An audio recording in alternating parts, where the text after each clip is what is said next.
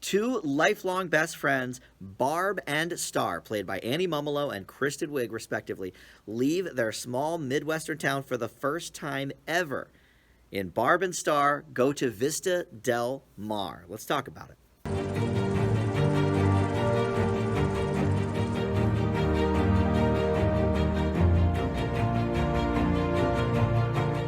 Hey everybody, Dan here. This is Dan Reviews It. Welcome to my channel, and this is a spoiler-free standalone review for Barb and Star Go to Vista Del Mar. This movie was supposed to be released in theaters last summer, 2020, but of course with COVID that did not happen, so Lionsgate decided to distribute it strictly on demand for Prime Video outlets, so you can see it on Amazon Prime for a price. You can see it wherever, iTunes, wherever you download your on-demand films. You can see it now instead of in theater. So let's talk about Barb and Star Go to Vista Del Mar. I sort of basically told you the essential synopsis of the film. You know, these are two lifelong friends. They live in a small Midwestern town and have never really left their small little lives. And their buddy comes back from Vista Del Mar, played by Wendy McClendon-Covey, in just one scene, but I always love seeing her. And she tells them all about this place in Florida. Oh my gosh, you guys have to go. It's amazing. And so they decide to go ahead and take the plunge and go on this trip. And they meet this guy, Edgar, played by Jamie Dornan, who, tickles both of their fancies, actually. Specifically, in a three-way, but then secretly he's sort of seeing both of them. And that's about all the plot we'll get into there. But there is some sort of science fiction type stuff at foot here, because there's also a plot to destroy the town of Vista Del Mar, and Kristen Wiig plays the head of that plot as well. We also see some other familiar faces like Damon Wayans Jr. in this movie, and there's a small group back in their Midwestern town called Chat Group or something like that.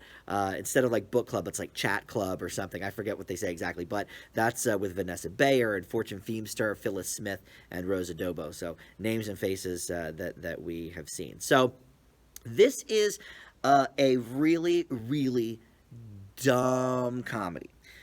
And that's not necessarily a bad thing. We've seen a lot of movies like that over the last, I don't know, 10, 20 years, between Adam Sandler, Will Ferrell, sometimes even Ben Stiller, a lot of these movies where you really want to check your brain at the door.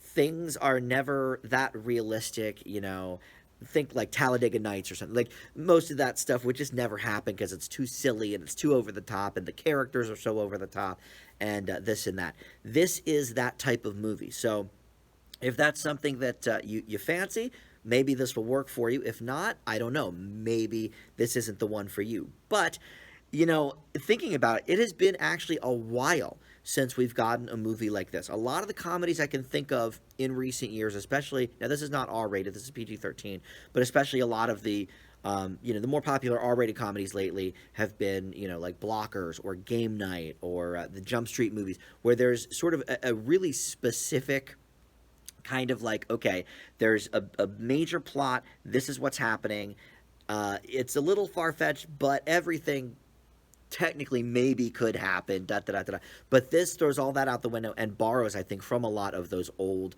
Sandler and Ferrell movies, which makes sense. Kristen Wiig has worked with Will Ferrell before, and obviously, all of these people are SNL alum. Now, Annie Mumolo, not so much, but she co-wrote Bridesmaids with Kristen Wiig, and you may recognize her face because she was a part of Bad Moms, and she was in the TV show About a Boy. She's done a handful of things over the years. In fact, she's in a new movie that just started production not long ago called Queen Pins, starring Kristen Bell and Vince Vaughn and Annie Mumolo. I don't know much about it, but I love Kristen Bell and I love Vince Vaughn, so I'm excited to see what happens with that as we move along here. But this movie is one of those types of comedies where, it's just, there's, talking inanimate objects sometimes, and just everything is so over the top, everything is so silly, and I don't know, one could say that we need a movie like this right now. Everything is so sort of dark, and not just, things in the country and politically and with COVID and all of that, but just in general. We haven't had a really good comedy movie in a while. To be completely honest, I think the last one that I really gave a high grade to was The Lovebirds, with Issa Rae and Kumail Nanjiani, and that ended up coming out on Netflix because of COVID. But we're talking that was like April or May of last year, so it's been a good 9-10 months since we've had sort of a gut busting comedy. This is not quite that. I definitely laughed a handful of times, and I would say a good handful. Maybe 6, 8, 10 times. I got a real good laugh out of something going on. But then I would say just the same amount of times I was just like, oh my God, what are they doing?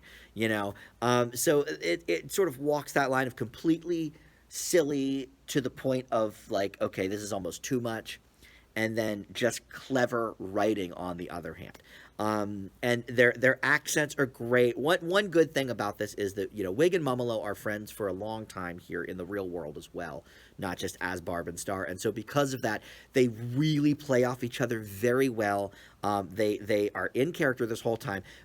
Kristen Wiig's Star is a little bit like the Target lady when it comes down to it. She's got a couple of those sort of Midwestern type, hints in the accent and stuff like that. But it is definitely a very distinctive character. But just some of the vocal, evocations made me think of the Target lady. But they play off each other very, very well here. And I think that is so important for a movie like this. You almost have to have it be people that already know each other and already like each other. And to be honest, look, I think that's why Sandler keeps hiring his friends. Part of it is they have this chemistry that, look, the movies aren't that good because the writing isn't that good, but you do believe that Sandler is friends with whoever it is that movie, David Spade or Chris Rock, whoever, Kevin James, that's a classic. But so I think they've really nailed that down and hit that well. When it gets into the more sci-fi stuff, the more like, okay, we're going to destroy this town, and we get into the reasons why and everything, I do think it sort of falls apart in some of those scenes. That I think the script suffers a bit. However, Wig's character in that regard is pretty good as well. She's got this completely like white, very like pale white, almost albino, I guess you could say, type of look to her, except for these, big red lips. And she just is sort of, this villain with no clue, that classic trope that we see in comedies quite often. And, she plays it off pretty well. But I think that whole plot line and the jokes behind it don't quite come out with the same punch as a lot of the stuff just between Barb and Star, or Barb, Star, and Edgar, or even the stuff with Damon Wayans Jr., which I think they try a little too hard on. He's the informant for the whole thing, and he's, this bumbling idiot. I got a few laughs, but after a while it was like, okay, dude, nobody's this stupid, But again, it's that kind of movie. You really have to forget the boundaries of reality, forget things that are possible, and just sort of enjoy the ride. I can do that some of the time.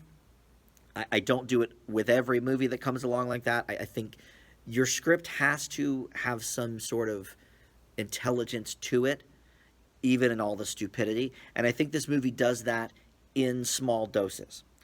So this is a movie that, look, I don't know if it's worth $20 to rent on demand. Maybe wait till it comes on DVD and get it from the Redbox for $2 or whatever. But if you are in need of a good laugh and you do enjoy kind of check your brain at the door comedies, I think you could also do worse than this film. So I'm going to leave Barb and Star go to Vista Del Mar with a C+. That will do it for this review. I'm trying to sort of do more standalone reviews for the 2021 films that are coming out. So we'll expect more of those, but I'm still wrapping up my 2020 viewings as well with all the awards nominations coming out, so I will be doing those in more chunked releases, three movies, 4 movies at a time in one video. So thank you for watching. Please subscribe if you enjoyed this video, and think about hitting that bell as well to get my notifications. Thank you so much for watching. We'll see you back here next time on Dan Reviews It. Bye.